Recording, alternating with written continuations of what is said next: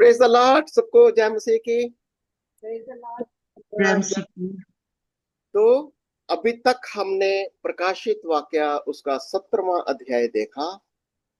और 17वें अध्याय तक क्या देखा था हमने कि पशु ने 10 राजाओं का समर्थन पा लिया।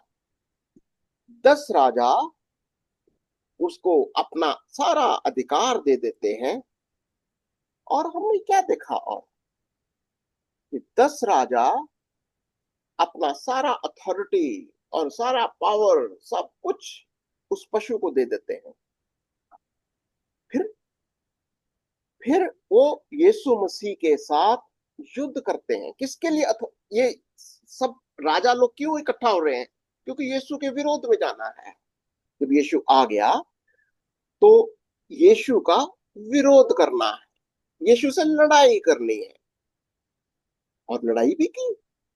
तो क्या देखा, जैसे ही यीशु आया इतना लहू बहा।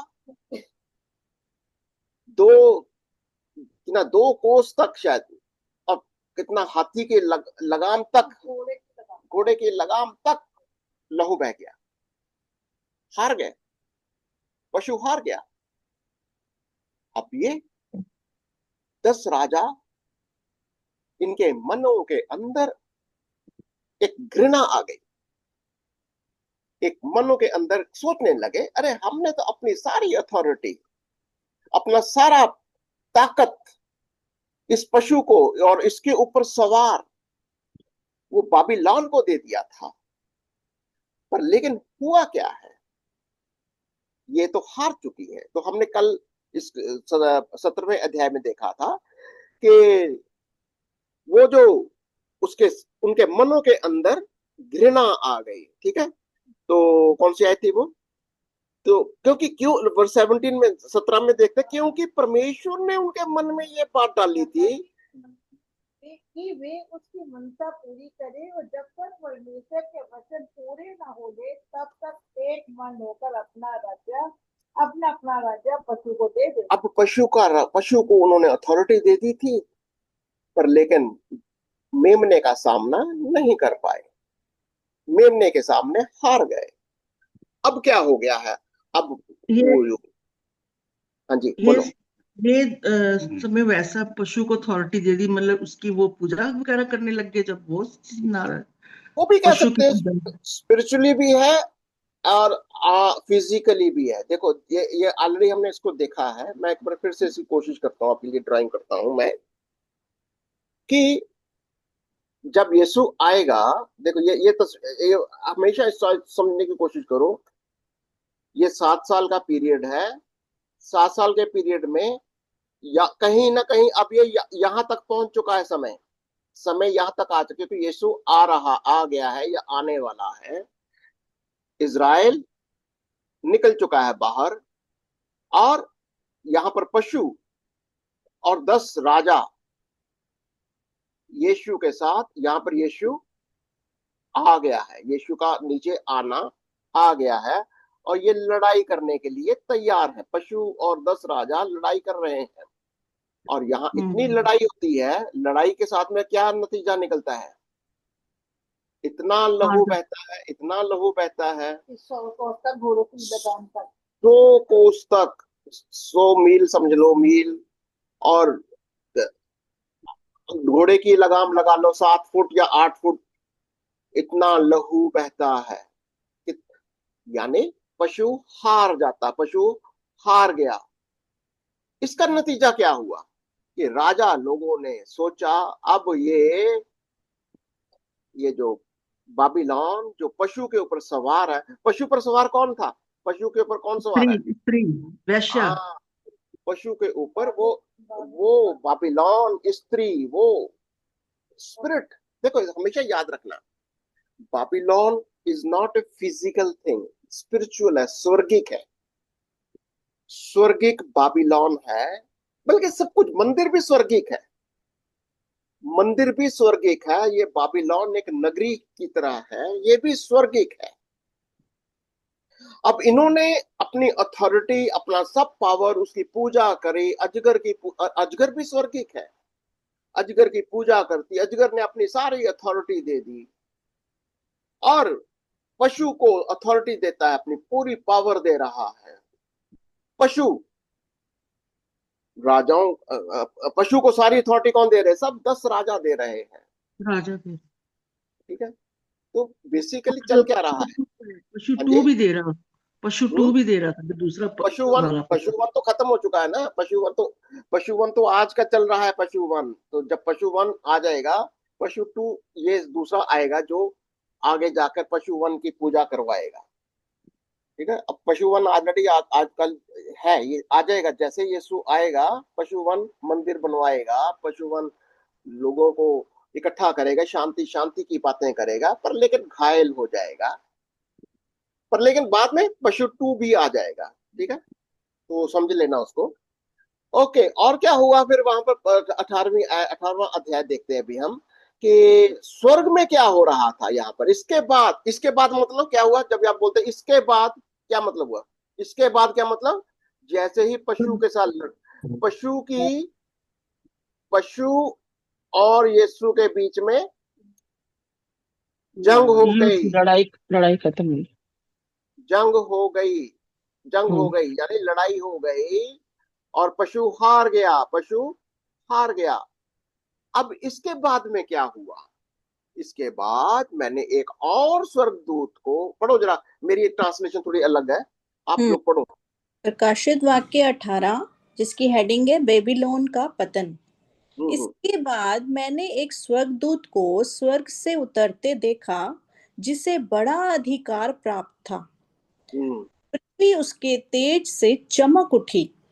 हाँ, अब यहाँ पर स्वर्ग से क्या दिखाई दे रहा है?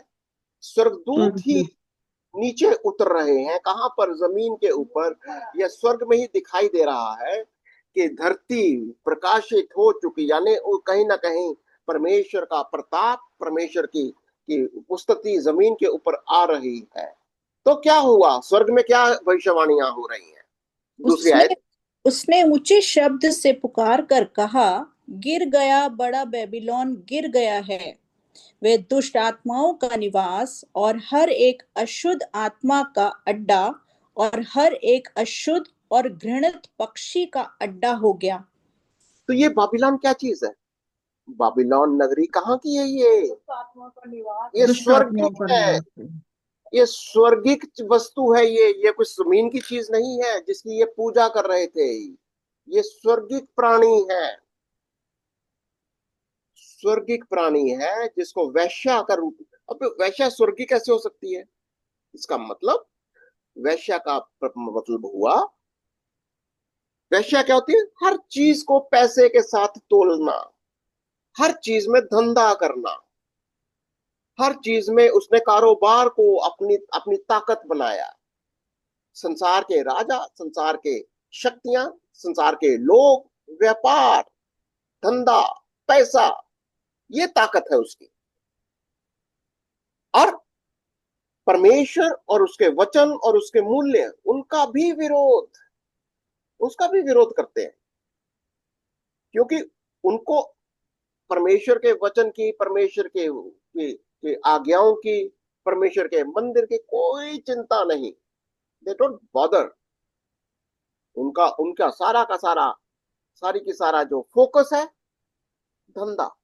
हमारा हमारा सामान बिकना चाहिए, हमें हमारी कमाई होनी चाहिए, हमारा पैसा, हमारी इनकम बननी चाहिए। ये, और ये मैंने कल परसों में ये कह रहा था, आज भी संसार के अंदर अगर लोगों की सोच में प्रायोरिटी आपका धंधा, आपकी कमाई और सिर्फ इनकम की बात है, ये कहीं ना कहीं डरने की बात है, एक चेतावनी की बात है। कहीं बाबिलोन आपके ऊपर सवार तो नहीं है। हम्म। बाबिलोन जिसके ऊपर सवार होता है, बाबिलोन की जो इन स्पिरिट है, वो जिसके ऊपर भी सब राजाओं पर सवार होती है। आज भी राष्ट्रों पर बाबिलोन सवार है, सब देशों के बीच में। अब जितने देश मिल रहे हैं, अभी हम सब न्यूज देख रहे हैं, इतने सारे देश मिल रहे हैं, क्या करने के लिए? सिर्फ धंधे के लिए। उनका और कोई मकसद नहीं है कि हमारा प्रोडक्ट हमारी इनकम, हमारा ताकत सिर्फ पैसा है। सब मिलकर सिर्फ इसीलिए इकट्ठा होते जा रहे हैं, और ये भविष्यवाणी की ओर जा रहा है। ये सब राजा लोग इसीलिए इकट्ठा हो रहे हैं, और अपने ऊपर किसके ऊपर आने, किसका इन्फ्लुएंस आने के लिए कर रहे हैं? बाबिलोन को, वैश्य वैश्य की। इस वैश्य को। इनका इनका इनको कोई फर्क नहीं पड़ता कि परमेश्वर के सिद्धांत, परमेश्वर के मूल्य, उसकी वैल्यूज, उसका वचन, उसका इनको कोई मायना ही नहीं है। इसीलिए इसको व्यभिचार नहीं कहते हैं, ये व्यभिचार नहीं है। ठीक है। और यहां पर हमने देखा कि वो कहते ये मिट गई जैसे ही ये 10 राजाओं ने या ये पशु ने उसका उसका विरोध किया। जब उन्होंने हार गए वो लोग, तो उन्होंने विरोध किया, और स्वर्ग से भी अब एक भविष्यवाणी हो गई। स्वर्गदूत ने बोला कि बाबुल नगरी, क्या लिखा है, गिर गया, नाश, बेबीलोन गिर गिर गया। गया है। गिर गया है बाबिलोन। और बाबिलोन को क्या बोला? ये दुष्ट आत्माओं का अड्डा है, निवास।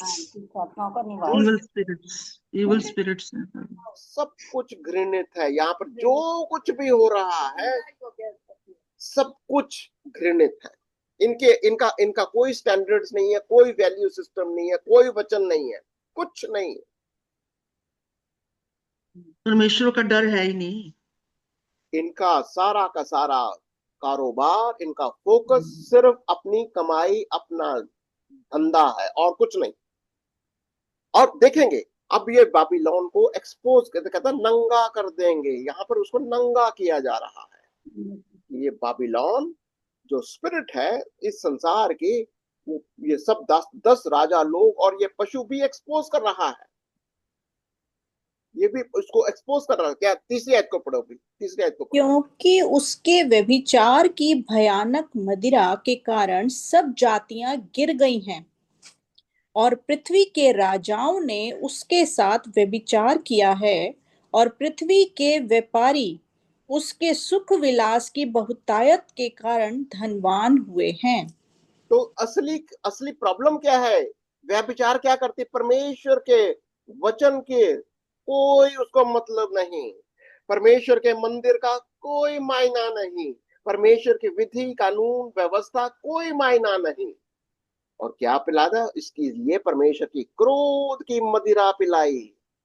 और ये जगत के शास्त्रों ने भी उसको, उस चीज को उसके साथ व्यभिचार किया और उसके साथ भोग विलास किया। देखिए, ये कोई सिंपल फिजिकल, जैसे हम कहते हैं ना अडल्ट्री करना, वो सिंपल वो ही नहीं है। ये स्पिरिचुअल अडल्ट्री कह सकते हैं इसको। स्पिरिचुअली जब हम परमेश्वर को, उसके वचन को, यीशु मसीह को, उसकी आज्ञाओं का परवाह नहीं करके हम कुछ भी चीज से समझौता कर लें, उसको व्यभिचार कहा जाएगा। वचन को छोड़कर किसी भी चीज के साथ समझौता कर लेना वह विचार है। और राजाओं ने यही किया, इस स्त्री के साथ किया। हाँ, कोई बोल रहा है? जैसे दानियल में भी वो जब 3 जवानों को लेकर आए थे तो उनके सामने एक खाने की इच्छा रखी गई कि तुम ये खाओ, राजा ने ऑर्डर दिया, बट उन्होंने कहा कि नहीं, हम ये नहीं खा सकते। नबूकदनेस्सर जब वो कैद करवा के बुलाया था, शद्रक, मेशक, अबेदनगो, यानी दानियल था, 3 जने थे जब पकड़ के लाए थे, तो उन्होंने उस चीज का साफ वो मना कर दिया। Okay, very good. ठीक है। तो यहाँ पर राजा लोग जो है असल में, जब देखो माइनस जीसस, यीशु मसीह, परमेश्वर और उसका व्यवस्था, उसकी उपस्थिति, उसका मंदिर, इन चीजों को माइंड से निकाल दो। आपके अंदर संसार है, आपके माइंड के अंदर, चाहे वो चर्च हो, चाहे कोई भी जगह हो, अगर यीशु को खत्म कर दिया, वचन को बाहर कर दिया, आपके माइंड के अंदर संसार ऑटोमेटिकली आ जाएगा। और संसार आपको इसी पॉइंट के, इसी चीज के इर्द गिर्द कंट्रोल करेगा। पैसा, अथॉरिटी, बिजनेस, इन्हीं चीजों के इर्द गिर्द वो राजा लोग भी इन्फ्लुएंस हो चुके हैं। वो अपने अपने अथॉरिटी को, अपनी पावर्स को सरेंडर कर देते हैं। और क्या लिखा है? तीसरी आयत हो गई हमने, चौथी को पढ़ लेते हैं। चौथी में लिखा है, फिर मैंने स्वर्ग से एक और शब्द सुना, हे मेरे लोगों, उसमें से निकल आओ कि तुम उसके पापों में भागी ना हो और उसकी विपत्तियों में से कोई तुम पर आ ना पड़े। देखा, अभी भी प्रभु देखो, देखो कंडीशन क्या है। इज़राइल तो निकल गया बाहर, देखो इज़राइल बाहर निकल गया, कलीसिया बाहर चली गई, कलीसिया निकाल दिया, ये भी निकल गई, नीचे रह गए लोग, ये लोग संसार के लोग हैं। पर संसार के लोगों के साथ भी प्रभु अभी भी दयालु है, कहता है मत जाओ, मत जाओ इस बाबिलोन के बीच में, मर जाओगे, नाश हो जाओगे। क्योंकि प्रभु चाहता है इन लोगों को ये 1000 साल के पीरियड में ये लोग दाखिल हो जाए, ये यहाँ आ जाए। अगर ये लोग नहीं बचेंगे तो ये 1000 साल के लिए भी दाखिल नहीं हो पाएंगे। इसीलिए वो कहता है निकल आओ इस बाबिलोन से, मैं इसको नाश करने जा रहा हूँ। प्रभु का वचन क्या कह रहा है इस यहां से चौथी आयत के अंदर, कहता है निकल जाओ इन लोगों से, तुम 1000 के पीरियड में भी दाखिल नहीं हो पाओगे, तुम उसके पाप के भागी ना हो, मत जाओ, मत जाओ बाबिलोन के अंदर, मुझसे कोई भी इन पर ना पड़े। तुम्हारे ऊपर भी स्वर्गदूत ही कर रहा ना ये टीचिंग, जो है कर रहे हैं, स्वर्गदूत कर रहे हैं। स्वर्गदूत प्रचार कर रहे हैं कि भाई निकल जाओ। क्योंकि देखो नीचे अभी 1000 पीरियड के, मिलेनियम के पीरियड के अंदर जो यीशु अभी 1000 साल तक राज्य करने जा रहा है, कौन लोग होंगे? यही बचे हुए लोग, यही लोग जो होंगे वहां दाखिल होंगे। पर लेकिन अगर ये बाबिलोन को नहीं छोड़ेंगे, अगर ये वो पशु का बाबिलोन का उसके पीछे रहेंगे, तो परमेश्वर का वचन क्या बता रहा है? स्वर्गदूत प्रचार कर रहे हैं भैया निकल आओ इनसे बीच में से, नाश हो जाओगे तुम। और देखो चौथी आयत कर ली हमने, पांचवी को पढ़ो। क्योंकि उसके पापों का ढेर स्वर्ग तक पहुंच गया है, हाँ, और उसके अधर्म परमेश्वर को स्मरण आए हैं। अब यहाँ पांचवी आयत में वो कहता है ये बाबिलोन, ये नगरी, देखो ये उसके मतलब इसको बाबिलोन समझ में, उसके पाप की ढेरी बहुत ऊंची स्वर्ग तक पहुंच गई है। परमेश्वर ने उसके सब गंदे कामों को देखा है, याद किया है, ठीक है।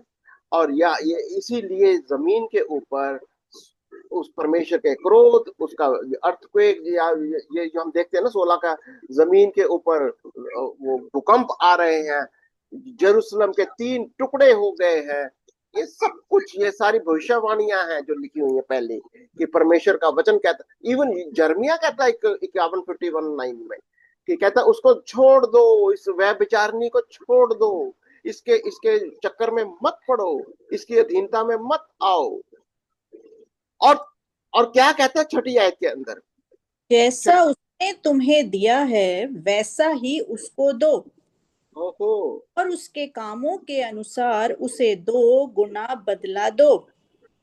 जिस कटोरे में उसने भर दिया था उसी में उसके लिए 2 गुना भर दो।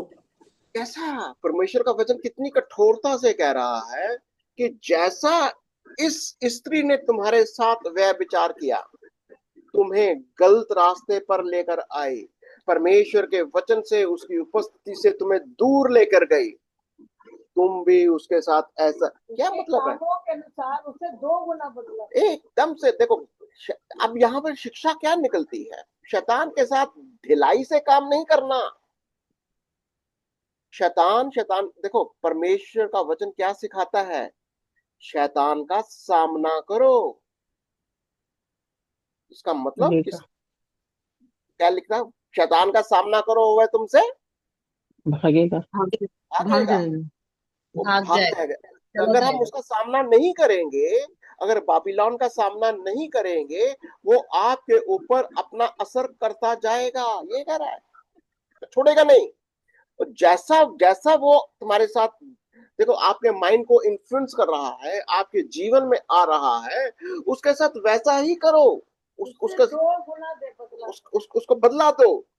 और जिस कटोरे में से उसने भर कर दिया उसी में उसके लिए 2 गुना भर दो। अब यहाँ पर इस बाबिलोन को नंगा किया जा रहा है, बाबिलोन को एक्सपोज किया जा रहा है, ठीक है। वर्स 17, 17वें 7 सातवीं आयत, जितनी उसने अपनी बढ़ाई की और सुख विलास किया, उतनी उसको पीड़ा और शोक दो।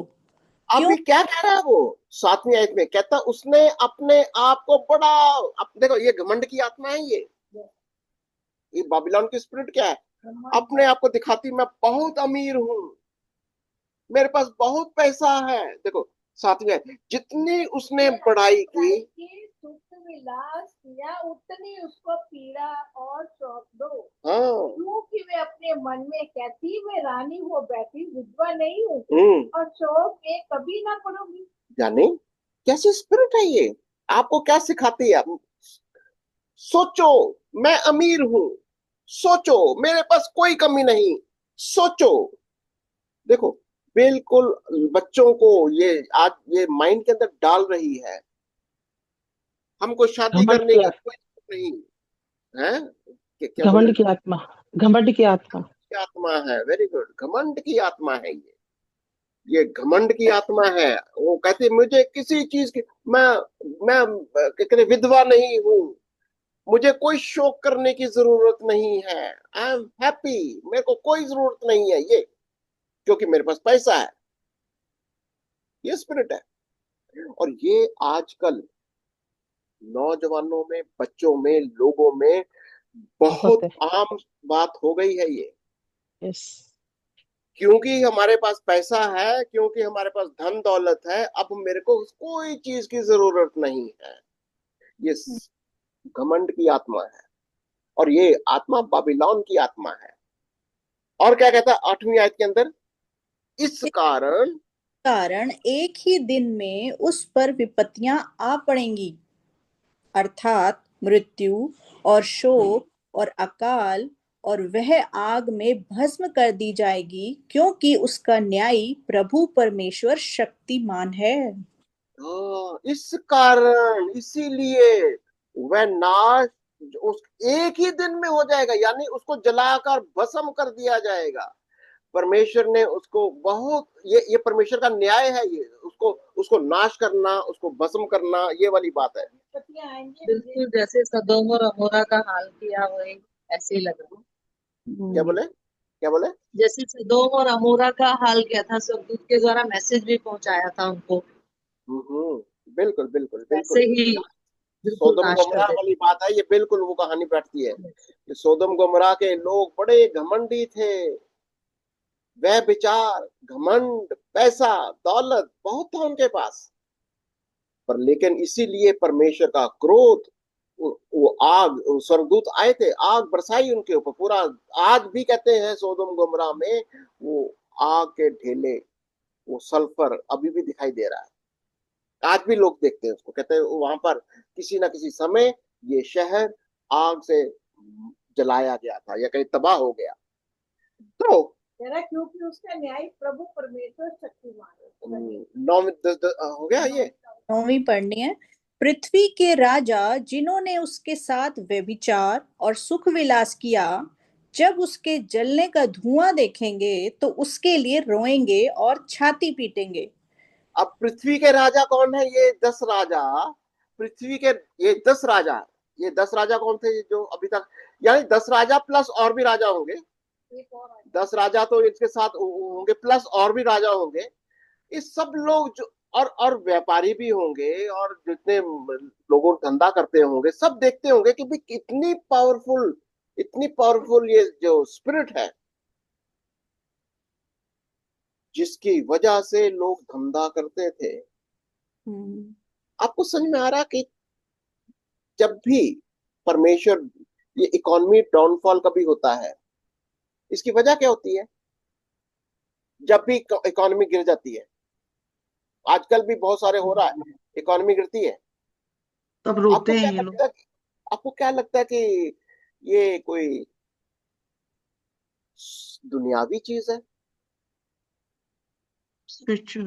लोगों के पास पैसा नहीं है, नौकरी नहीं है, धंधा नहीं है, कारोबार नहीं चल रहा। इज इट फिजिकल थिंग और स्पिरिचुअल? आपको क्या लगता है? ये सब कुछ स्वर्गिक है, स्वर्गिक चीजें हैं ये। अगर आप स्वर्ग के परमेश्वर के राज्य की खोज नहीं करोगे, ये सारी चीजें नहीं मिलेंगी। पहले तुम परमेश्वर और उसके राज्य की खोज करो। अगर तुम इसकी खोज करोगे, इस बाबिलोन के पीछे जाओगे, तो परमेश्वर का दंड आज भी ये वो चिन्ह दिखाता है, बार बार दिखाता है वो। और यही चीज दिखा रहा है कि उसका न्याय कहता मैं एक दिन में कर दूंगा।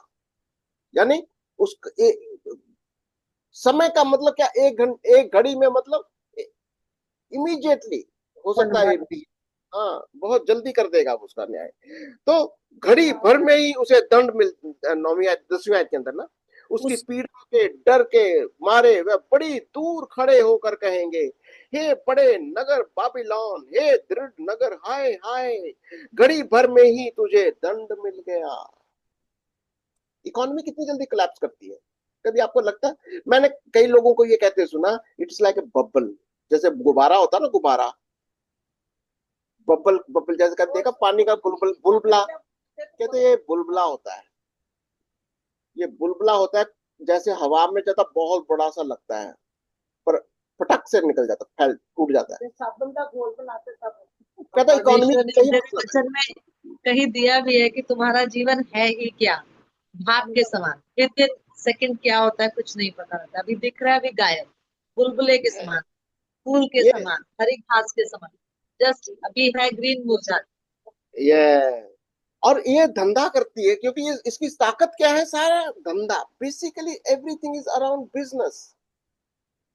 अगर क्या ये आपकी आज ताकत, हाँ जी, सर, क्या ये आज का शेयर बाजार नहीं है? जिस तरीके से इन्वेस्टमेंट चल रही है, बिल्कुल लोग you're बड़े बड़े right, बिल्कुल शेयर बाजार की तरह। बिल्कुल, वो भी एक बड़ा कारोबार है। लोगों को नौकरी नहीं मिल रही तो पैसा उधड़ते जा रहे, वैसे ही। लोगों को इन्वेस्टमेंट करना है, बड़े से बड़े में और कुछ निकालना है। तो यहाँ पर इतना बड़ा ये धंधा है, पर लेकिन इसकी ये सोचता है, ये ताकत इसकी, ये कारोबार है। परमेश्वर दिखाता तेरी ताकत मैं 1 मिनट में खत्म कर दूंगा, ये सब कह रहा खत्म हो जाएगा। यस। शेयर देने का है, प्रॉपर्टी है, जैसे प्रॉपर्टी के रेट बढ़ते हैं एकदम से गिरते हैं। है। फिर हाँ, ये सारा वो व्यापार है, ये सारे पैसे कमाने के तरीके हैं। ये सब लॉस में जा रहा है बिल्कुल आजकल। बिल्कुल बिल्कुल। देखते हैं इसका इंटरेस्टिंग, देखो कितना बड़ा है। 11वीं आयत को देख लेते हैं, 11वीं आयत को पढ़ेंगे। 11वीं में लिखा है, पृथ्वी के व्यापारी उसके लिए रोएंगे और कल्पेंगे, क्योंकि अब कोई उनका माल मोल नहीं लेगा। तो सारा का सारा एक किंगडम क्या थी ये, व्यापारी लोग, उनका लेन देन मोल भाव कुछ नहीं, मार्केट गिर गई, मार्केट ये गिर गई। कोलैप्स, नीचे क्या मार्केट के, पड़ा ही नहीं। दुनिया आज, अच्छा नहीं लगता आपको आज के दिन के अंदर पूरे वर्ल्ड की मार्केट गिरती जा रही है? बिल्कुल बिल्कुल। वजह वजह सिर्फ एक ही है कि परमेश्वर के वचन, देखिए परमेश्वर क्या वैल्यू सिस्टम है, तुम एक दूसरे का ध्यान करो। जितने भी पावरफुल नेशन है, चाहे अमेरिका हो तो चाहे कोई हो, अगर किसी को जरूरत है, उस जरूरतों के पीछे उन्होंने कोई खर्चा नहीं करना। हम्म। गरीब की चिंता कुछ नहीं है। जब परमेश्वर कहता है तुम गरीबों की, असहाय की, जो परेशान है, उनकी चिंता करो, उनका देखभाल करो। अथॉरिटी का मतलब क्या होता है? पर लेकिन अगर तुम्हारा टोटल माइंडसेट सिर्फ पैसा कमाना है, तो तुमने बाबिलोन को अपने सर पर बैठा रखा है। बाबुलोन अगर तुम्हारे सर पर सवार है, तो परमेश्वर आप, अभी आज जो है ये सारे चिन्ह हैं, ये जो चल रहा है दुनिया के अंदर, ये चिन्ह चल रहे हैं, धीरे धीरे परमेश्वर सिखा रहा है। आज कलीसिया को, हमारे को ये बाबिलोन का दर्शन क्यों दिया गया? क्योंकि बाबिलोन जिस राष्ट्र के ऊपर हो, चाहे किसी व्यक्ति के ऊपर हो, किसी के ऊपर भी, जब वो सवार होता है, आपको बहुत उन्नति, तरक्की, पैसा, बहुत कुछ आएगा, बहुत आनंद, बड़ा मजा है। पर लेकिन जब परमेश्वर न्याय करता है, कहता मैं एक घड़ी में तेरे को उठाकर नीचे गिरा दूंगा। और यही होता है, और यही उसके साथ हो रहा था कि अब 11वीं कौन सी आयत देखी हमने? 11 को पढ़ा। 12वीं में लिखा है, अर्थात सोना, चांदी, रत्न, मोती और मलमल और बैंजनी, रेशमी और लाल रंग के कपड़े और हर प्रकार का सुगंधित काठ और हाथी दांत की हर प्रकार की वस्तुएं और बहुमूल्य काठ और पीतल और लोहे और संगमरमर की सब भांति की वस्तुएं और कितना? हाँ, दालचीनी, मसाले, धूप, इत्र, लोबान, मदिरा, तेल, मैदा, गेहूं, गाय, बैल, भेड़, बकरियां, घोड़े, रथ और दास और मनुष्यों के प्राण। सब कुछ जाते रहे। क्या लिखता है ये? तो पूरी कितने धंधा अब तेरा तेरे धंधा क्या है? सामान आ गया, सब आ गया। हाँ सही बात है। और तेरे मन भावने फल तेरे पास से जाते रहे। अच्छा, एक चीज और देखिए आपने, मनुष्यों का भी धंधा करते हैं। मनुष्यों हाँ आपने आज आज है। मनुष्यों के आज है प्राण, सर। 13वीं आयत को देखो जरा। मनुष्यों का भी धंधा है, उनको भी बेच देते हैं। आज होता है, बच्चे बिक रहे हैं, फीमेल बॉय सब बिकते हैं सर। मनुष्यों के प्राणों का भी धंधा है। हम्म, बताओ, जब परमेश्वर हर चीज को तुम धंधा कर दोगे, व्यापार कर दोगे, तो परमेश्वर क्या करेगा? तो दंड आएगा परमेश्वर का। इसीलिए, पर लेकिन परमेश्वर का न्याय कब उतरा? ध्यान देखो, ध्यान दो। परमेश्वर का न्याय कब उतरा? जब राजा लोगों ने परमेश्वर के सामने हार मान ली। हम्म, जब राजा लोगों ने यीशु के खिलाफ खड़े हुए और हार मान ली, हाँ और मान जब ली। उन्होंने ये समझ लिया कि ये व्यभिचारनी, ये हम्म, बाबीलोन असल में हम पर सवार थी और हमें तो इसको एक्सपोज करना है। हम्म, एग्जैक्टली exactly, आज यही तरीका आज विश्वासियों का, बल्कि सारी दुनिया का होना चाहिए। इस बाबिलोन को, ये जो नगरी है, ये जो स्पिरिट है, जो स्वर्गीय स्थानों की है, इसको एक्सपोज करो। तेरे पास इतनी ताकत नहीं है कि तू हम परमेश्वर संसार के लोगों का कारोबार धंधा को चला सको। तुम्हारे पास नहीं है ताकत। हालांकि तेरा तेरा तेरा किंगडम, तेरा राज्य फैल चुका है। संसार के लोग तेरी पूजा करते हैं, तेरे पीछे आते हैं, पर लेकिन तेरों को गिराने के लिए, परमेश्वर के लिए 1 मिनट का काम है, 1 घंटे का काम है। और अब तेरे सब, अब 14वीं तेरे आयत से पढ़ दो। भावने फल तेरे पास से जाते रहे। हम्म। स्वादिष्ट और भड़कीली वस्तुएं तुझसे दूर हुई हैं और वे फिर कदापि ना मिलेंगी। तो कहाँ एक कहाँ इसका बिजनेस है? खाने पाने, खाना पाना, स्वादिष्ट भोजन व्यंजन, ये सब सब चीजें आ गई, सब क्या है चीज। कारोबार इसका?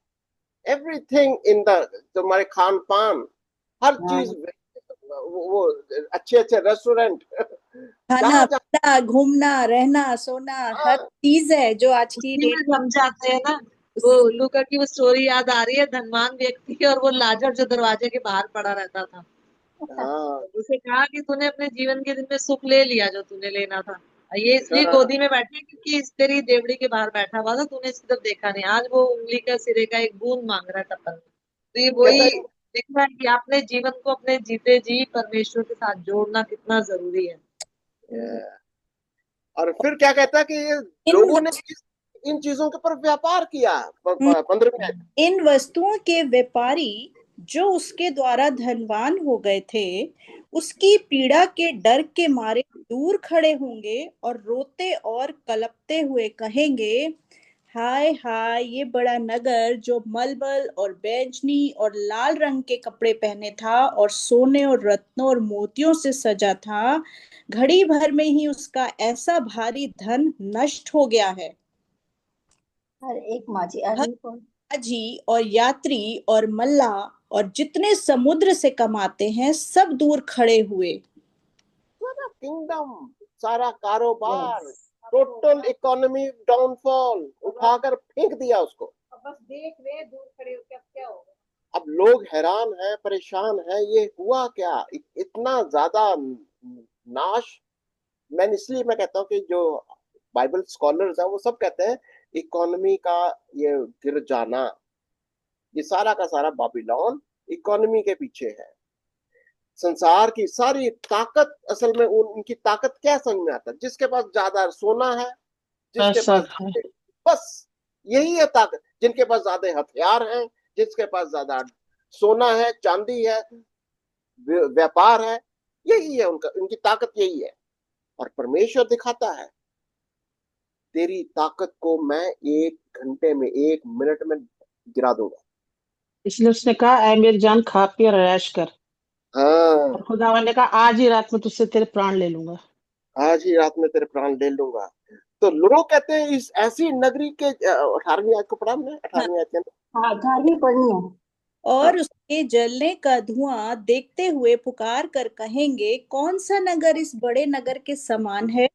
हाँ, और अपने अपने सिरों पर धूल डालेंगे और रोते हुए और कलपते हुए चिल्ला चिल्ला कर कहेंगे, हाय हाय, ये बड़ा नगर जिसकी संपत्ति के द्वारा समुद्र के सब जहाज वाले धनी हो गए थे, घड़ी भर में ही उजड़ गया। घड़ी भर में ही उजड़ गया। सब चीजें घड़ी भर में हो जाएंगी, घड़ी भर, घड़ी भर। एक सेकंड का काम भी नहीं है, उधर के सारे।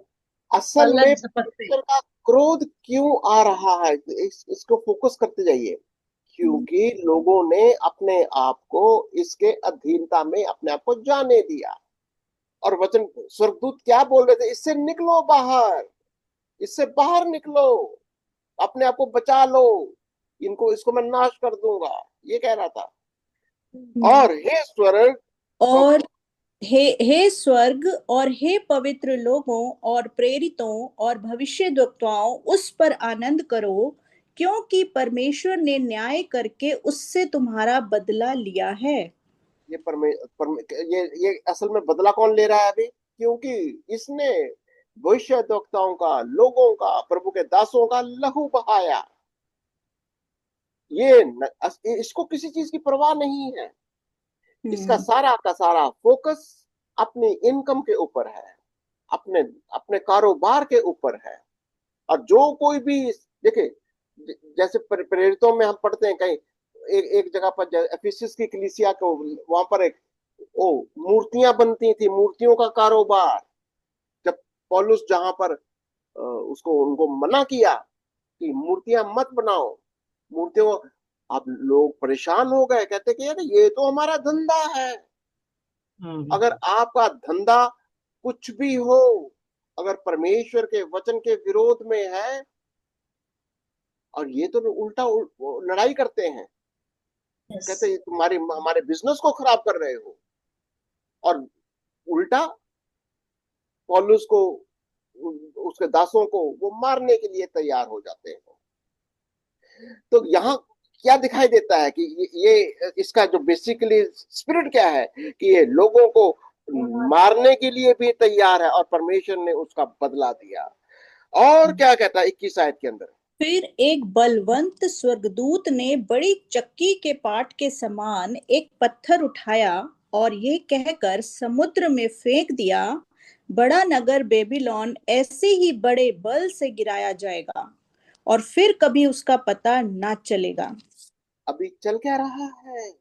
अभी गिराया नहीं है, अभी स्वर्ग में इसकी चर्चा हो रही है, इसको नंगा किया जा रहा है, एक्सपोज किया जा रहा है। देखिए यहाँ पर चल क्या रहा है, इसका एक किस्म से इसको अदालत के सामने, परमेश्वर के सिंहासन के सामने, नीचे जमीन पर भी और स्वर्ग में भी एक्सपोज किया जा रहा है। ये असल में क्या चीज है? ये इसने अपना कारोबार, अपना अपना किंगडम कैसे बनाया हुआ है। और वीणा इसका धंधा, धंधा और क्या? 22 आयत देखिए जरा। हाँ, वीणा बजाने वालों और गायकों और बंसी बजाने वालों और तुरही फूंकने वालों का शब्द फिर कभी तुझ में सुनाई ना देगा, क्या और है? हाँ, और किसी उद्यम का कोई कारीगर भी फिर कभी तुझ में ना मिलेगा, और चक्की के चलने का शब्द फिर कभी तुझ में सुनाई ना देगा। म्यूजिक इंडस्ट्री का आप समझ में आ रहा है कि आपको क्या लग रहा है? म्यूजिक इंडस्ट्री क्या है?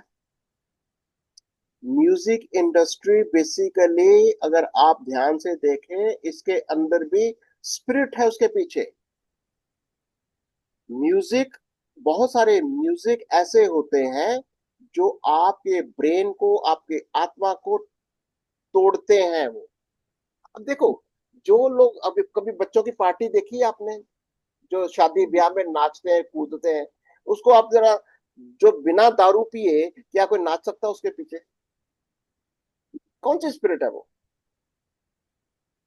सिवाय आपका, जब तक दिमाग कहीं ना कहीं बाहर ना चला जाए, तुम्हारा दिमाग कहीं ना कहीं आउट ना हुआ हो, तुम उस म्यूजिक को एंजॉय कर ही नहीं सकते। ये वाला म्यूजिक है, और इसका म्यूजिक ही अलग है। कहते तुमने अपने म्यूजिक, और दूसरा, बंसी बजाने वाले, तुरही फूकने वालों का शब्द फिर तुम्हें, तुम्हारा शब्द कभी सुनाई नहीं देगा। और कोई कारीगर, इसका इसका कारीगर क्या, तुम का भी कोई कारीगर उससे ना मिले। किसी भी, हाँ, चक्की चलने का शब्द, यानी ये तुम्हारे खाने का इंडस्ट्री, ये सारा का सारा जो जैसे कारोबार है ना, होटल इंडस्ट्री। होटल इंडस्ट्री क्या है? सिर्फ टेस्ट, टेस्ट के लिए लोग जाते हैं। क्यों जाते हैं होटल में खाना खाने? टेस्ट के लिए। तुम्हारा कारोबार इन्हीं चीजों के इर्द गिर्द है कि लोगों को, और तुझ में कभी सुनाई नहीं देगा तेरे, बस 23 को देखो। और दिया का उजाला फिर कभी तुझ में ना चमकेगा, और दूल्हे और दुल्हन का शब्द फिर कभी तुझ में सुनाई ना देगा, क्योंकि तेरे व्यापारी पृथ्वी के प्रधान थे, और तेरे टोने से सब जातियां भरमाई गई थीं। टोना टोटका, शादी ब्याह, क्या क्या सिखाती है ये?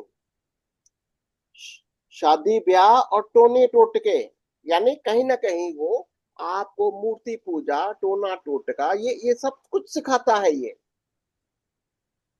ये सारी चीजें इसमें पाई जाती हैं। और क्या लिखता है 24 आयत के अंदर? भविष्यद्वक्ताओं और पवित्र लोगों और पृथ्वी पर सब घात किए हुओं का लहू उसी में पाया गया। तो इसका, इसने क्या किया? सब पवित्र लोगों को नाश किया, घात किया, मर्डर किया। ये स्पिरिट को क्या समझ में आता हमको? आपको क्या लगता है कि आज के डेट, आज हम दुनिया के अंदर क्या देख रहे हैं? संसार के अंदर परमेश्वर का वचन, परमेश्वर का आज्ञाकारिता, उसके आज्ञा, क्यों उसका विरोध करते हैं? ये स्पिरिट क्या सिखाती है लोगों को? क्या लगता है आपको? ये आज परमेश्वर के वचन का लोगों के माइंड के अंदर इतना विरोध क्यों होता है? आज लोग वचन ही नहीं सुनना चाहते। भारी क्यों? बाहरी दुनिया में रहते हैं। ये दुष्ट आत्मा है ना उसके पीछे। ये आत्मा उनके ऊपर सवार है। यस यस, याद है। और जब दुनिया को, संसार को वचन नहीं पता, इसीलिए वो उसके पीछे पीछे चलते हैं और समझते हैं ये सब आशीषें हैं, ये तो ऐश हो रही है, ये तो मजा हो रहा है, ये तो मजा आ रहा है। उन्हें पता ही नहीं है, और वो इस चक्कर में बेचारे नाश हुए जा रहे हैं, धीरे धीरे करके रोज नाश की तरफ बढ़ रहे हैं वो। ज्ञान की बिल्कुल, कमी के कारण, ज्ञान की कमी के कारण, ज्ञान की कमी के ज्ञान की वजह कमी के कारण। वो सोचते ना ये जो वचन पढ़ते हर समय लगे हुए हैं, ये शायद बेवकूफ हम ही से आ रहे हैं। दुनिया के लोग जाने वचन सुनना ही नहीं चाहते। हाँ, मन में आता ही नहीं मुंह पे। ये ध्यान देना है कि आज आज देखिए, बहुत अभी प्रॉब्लम क्या है? परमेश्वर चाहता क्या है? मनों को बदलना चाहता है। इन राजाओं के मनों को बदलना चाहता था। भाई समझ जाओ, ये जो बाबिलोन है, ये तुम्हारे ऊपर सवार है। तुमने अपनी अथॉरिटी को, अपनी पावर को उसके हाथों में दे दिया। और 1 घंटे के लिए, कहता 1 घंटे के लिए उन्होंने अपना अधिकार दिखाया। क्या अधिकार दिखाया? उन्होंने इसको एक्सपोज कर दिया। उन्होंने इस बाबिलोन को नंगा कर दिया। और स्वर्ग से क्या हुआ? स्वर्ग से न्याय उतर आया, स्वर्गदूत उतर आया। स्वर्गदूत ने उसकी घोषणा कर दी, अब तू तो गिरा दिया गया, अब तेरा तो अंत बहुत नजदीक है। तो स्वर्ग से क्या हो गया? न्याय आ गया। शिक्षा क्या निकलती है? जब तक हम दुष्ट आत्मा का, शैतान का सामना नहीं करते, स्वर्ग से भी कोई भी निर्णय नहीं आता। अगर हम, प्रभु ने कहा हम क्या हैं? हम प्रभु के याजक हैं, और उसके राजा हैं। हम्म, एक याजक और राजा होने के नाते सिंपल ज्ञान ही नहीं है, हमको एक ज्ञान होता है कि यार ये बाबिलोन एक स्पिरिट है, वो ठीक है। अगर उसको अपने सर पर सवार रहने दोगे, प्रभु कुछ नहीं करेगा। यस, जब तक हम इसका सामना नहीं करते, जब तक हम इसको एक्सपोज नहीं करते, नंगा नहीं कर देते, परमेश्वर से भी न्याय नहीं आएगा। आज हमारा काम है ये कि हम संसार की स्पिरिट्स को, दुष्ट आत्माओं का अड्डा है जिसके पास, उसको एक्सपोज करो। अगर आपके जीवन को कुछ भी बर्बाद कर रहा है, आपके कारोबार को कुछ भी बर्बाद कर रहा है, अगर आपका कारोबार नहीं चल रहा है, अगर आपका धंधा नहीं चल रहा है, अगर आपका बिजनेस कहीं ना कहीं कोलैप्स हो रहा है, एक बात को समझकर चलना है। कहीं ना कहीं परमेश्वर आपको ये बताना चाह रहा है कि धंधा प्रभु के साथ करो। अगर तुम प्रभु यीशु को अपने बिजनेस में, अपने कारोबार में सहयोगी सहकर्मी बनाओ, परमेश्वर में, उसके राज्य में उसके सहकर्मी बनो। ये राज्य उसका है। प्रभु ने कहा यस, मेरे राज्य की खोज करो, मेरी धार्मिकता की खोज करो, ये संसार की वस्तुएं मैं तुझे यूं ही दे दूंगा, ये कुछ नहीं है। इस बाबिलोन के पीछे मत जाओ। आज भी प्रभु हमको ये समझा रहा है कि मन आज फिराने का। बहुत बहुत सारे लोग अब ये परमेश्वर के वचन का इनकार करते हैं। हमें समझना है। और प्रभु का वचन पढ़ा, देखो मलाकी 3:10-11 में हम क्या पढ़ते हैं। प्रभु कहता मेरे घर के अंदर, मेरे भंडार के अंदर अपना दशमांश लेकर आओ, मेरे साथ धंधा करके देखो, धंधा मेरे प्रभु के साथ करो। प्रभु कहता अपना मेरे पास लेकर आओ, देखो मैं छत की क्या खोलते वो खोल ना दो, रोके ना खोल दो कि तेरा घर भर जाएगा। पर लेकिन अगर तुम परमेश्वर को अपने कारोबार में, अपने अपने बिजनेस में नहीं आने दोगे, तो फिर संसार का ये बाबिलोन, संसार की ये शक्तियां, ये आत्मा, ये कहीं ना कहीं आपको गलत रास्ते में परमेश्वर से दूर ले जाएगा। प्रभु यीशु मसीह को, उसके वचन को, प्रभु यीशु को अपना सहकर्मी मान। प्रभु कहता मेरे सहकर्मी बन जाओ, मेरे साथ काम करो, मेरे पास अपने पास अपना कारोबार में उसको। बहुत सारी गवाहियां हैं जो मैं आपको कभी सुनाऊंगा। बहुत लोगों ने परमेश्वर को अपना सहकर्मी बनाया, अपने कारोबार के अंदर अपना दशमांश दिया, प्रभु को बोला ये कारोबार मैं नहीं तू चलाएगा। बिल्कुल, अगर आप पवित्र आत्मा को, यीशु मसीह को, परमेश्वर के पुत्र को अपने जीवन में, अपने कारोबार में, अपनी जरूरतों में, रोजाना की जिंदगी में आने दो और इस बाबिलोन का सामना करो। बाबिलोन आपके जीवन को नाश करेगा और परमेश्वर का वचन यही सिखाता है, इसका सामना करो, इसको एक्सपोज करो। हम आपके लिए प्रार्थना भी करेंगे। और जो लोग ऑनलाइन देखते हैं, प्रार्थना के लिए अपने विषय को जरूर लिखिए। और जो बातें, जो वचन आपको और सीखना है और आपको जानने का मन करता है, प्रभु आपके मनों में डाल रहा है, जरूर लिखिए। हमारे साथ संगति करिए, हमारे साथ फेलोशिप करिए, हम आपके लिए प्रार्थना भी करेंगे।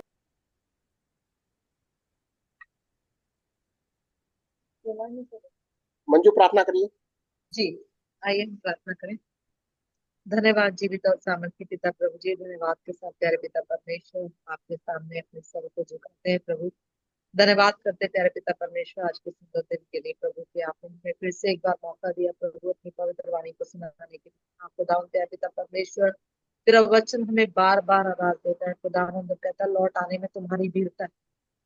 हाँ प्यारे पिता परमेश्वर, हमारे मन के घोड़ों पर हमने बहुत दौड़ लगाई प्रभु, और आज भी हम अपने जीवन को अपने तरीके से दौड़ाना चाहते हैं खुदावंद, लेकिन तेरा कलाम हमें लौट आने में, हमारे जीवन को संभालने में प्रभु जी हमें बुलाहट देता है। होने दे खुदा प्यारे पिता परमेश्वर कि हम संसार और संसार के सरीखे नहीं प्यारे पिता परमेश्वर, तेरी आवाज को, तेरे वचन को सुन के खुदा उसके तरीके से चलने वाले हो सके प्रभु।